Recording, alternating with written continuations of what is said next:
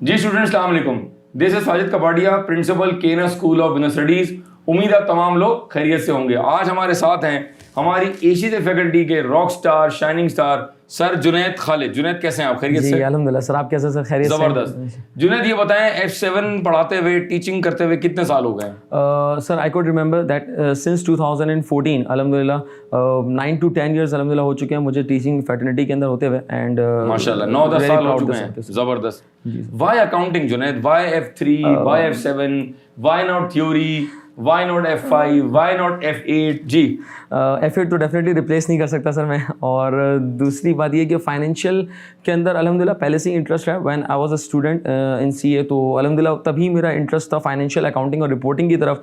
तो इस वजह से अकाउंटिंग के लिए आपका पैशन था। एग्जैक्टली ऐसा ही। जिस तरह मैं आई स्टार्टेड टू टीच, तो मेरे जहन में बनाया हुआ था कि जब मैं अपना इसी से क्वालिफाई कर रहा था बैक इन 2002-2003 कि यार मैंने ऑडिट ही पढ़ाना है। और अल्हम्दुलिल्लाह उस दिन से लेके आज तक मैं एक ही सब्जेक्ट पढ़ा रहा हूँ for both CA and ACCA। Exactly उसी दिन आपने भी डिफरेंट अपॉर्चुनिटीज मिली मैनेजमेंट अकाउंटिंग की तरफ, लेकिन अल्हम्दुलिल्लाह जो इंटरेस्ट जो मेरा था, डेडिकेशन थी, that was towards the financial accounting and reporting. तो उसी के अंदर जो है अल्हम्दुलिल्लाह एक्सेल किया उसके अंदर। अच्छा जुनैद, F3 और F7 में क्या फर्क है? सर एक मिसकॉन्सेप्शन स्टूडेंट्स के माइंड में भी होता है कि काफ़ी स्टूडेंट्स ये कहते हैं कि financial accounting and financial reporting that is F3 and F7 दोनों एक ही पेपर्स हैं। But in my opinion it's not the case.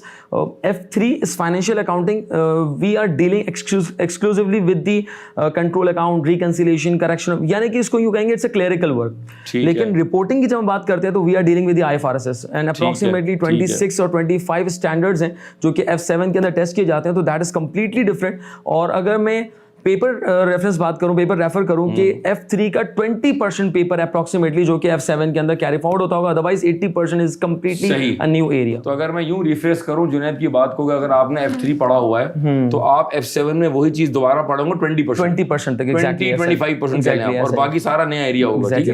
ठीक है जुनैद, अगर हम F7 के सिलेबस की बात करें तो वो सिलेबस का कौन सा एरिया है?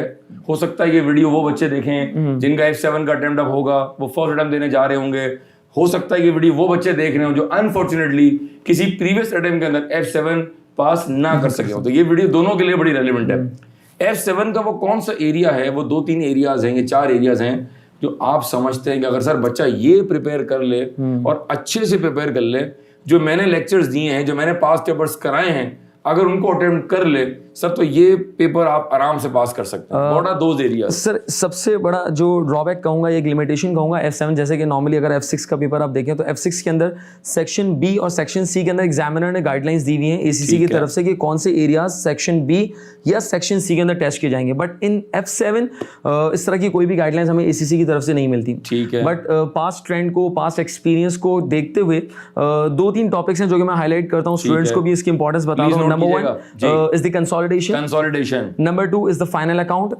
Third one is the ratios. ये इसलिए बहुत ज्यादा इंपॉर्टेंट क्राइटेरियाज पे रखता हूँ क्योंकि इन 3 टॉपिक्स से सेक्शन C के अंदर क्वेश्चन टेस्ट किया ही जाता है। यानी कि कंसोलिडेशन, फाइनल अकाउंट और सेक्शन C टेस्ट करने का मतलब that is 40% of your paper. तो आई वुड से कि these 3 topics are very important. I would put this question like this कि जो आपने 3 टॉपिक्स बताए, कंसोलिडेशन आपने बताया, फाइनल अकाउंट्स बताया और आपने रेशियोज बताया। क्या ये F7 का जो पेपर स्ट्रक्चर है, section A, section B, section C, ये तीनों के लिए रेलेवेंट है जुनैद? जी बिल्कुल। या ये ज्यादा A में आते हैं या ज्यादा B में आते हैं या आते ही सिर्फ C में? जी ये नॉर्मली सेक्शन C के अंदर टेस्ट किए जाते हैं, लेकिन अभी लास्ट अटेम्प्ट की अगर मैं बात करूं तो एक कैंडिडेट से मेरी जब डिस्कशन हुई तो उसने कहा कि सेक्शन C के अंदर कंसोलिडेशन नहीं था, but it was completely tested in the section A। ठीक है। यानी कि सेक्शन A का मतलब बिकम मोर चैलेंजिंग। एग्जैक्टली ऐसा है, क्योंकि students normally full flash questions की प्रैक्टिस कर रहा होता है और जब वो एक MCQs की फॉर्म में आया था तो थोड़ा सा जो है वो डिफिकल्ट हो जाता है। तो आई वुड से कि it's relevant for the section C, but definitely it could be tested for section A and B as well. अच्छा Junaid, 2 very important last questions. पहला सवाल ये कि जो बच्चे F3 पढ़ के आ रहे हैं उनके लिए F7 का पेपर है या F8 है या F9 है, ये नई दुनिया उनके लिए। आप F7 को प्रिपेयर क्लास में कैसे करवाते हैं? सर F7 को पेपर प्रिपेयर करने के लिए जो मैंने भी स्ट्रैटेजी बनाई है वो ये की है कि हर स्टैंडर्ड के मैं तकरीबन 20 to 25 क्वेश्चन जो है वो क्लास के अंदर करा रहा हूँ। क्लास में होते हैं अच्छा, ये क्लास के अंदर क्लास प्रैक्टिस होती है इसके अंदर। इसमें कुछ ऐसे क्वेश्चन हैं दैट 20 इसके लिए क्लास में आना जरूरी है, और अगर आप ऑनलाइन रिकॉर्डेड लेक्चर्स ले रहे हैं तो उसके लिए घर में लेक्चर्स देखना भी जरूरी है। Terms and conditions apply. Ji Junaid. अच्छा, उसके अंदर 25 क्वेश्चन जो है वो क्लास के अंदर प्रैक्टिस करा रहा हूँ, जो कि बीपीपी और कैपलान की स्टडी टेक्स्ट से अडॉप्ट किए गए होते हैं। ठीक है। सेकेंडली कुछ स्टैंडर्ड्स जब कंप्लीट हो जाते हैं, लाइक 5 to 6 स्टैंडर्ड्स हो जाते हैं, तो उसका एक ग्रैंड टेस्ट 1 जो है वो किया जाता है। और ये ग्रैंड टेस्ट 1 के जो क्वेश्चंस हैं ये डिफरेंट अकाउंटिंग बॉडीज से अडॉप्ट किए गए हैं, लाइक ICAP, ICAEW, तो इस तरह की कुछ अकाउंटिंग बॉडीज से बच्चों की जिंदगी ऑलरेडी आसान की हुई है। और इसी तरीके से कुछ और स्टैंडर्ड्स होने के बाद फिर ग्रैंड टेस्ट 2 होता है, एंड देन फिर इन दोनों का एक मर्ज करके ग्रैंड टेस्ट 3, जो कि एक समरी आपके पास ग्रैंड टेस्ट कह लें।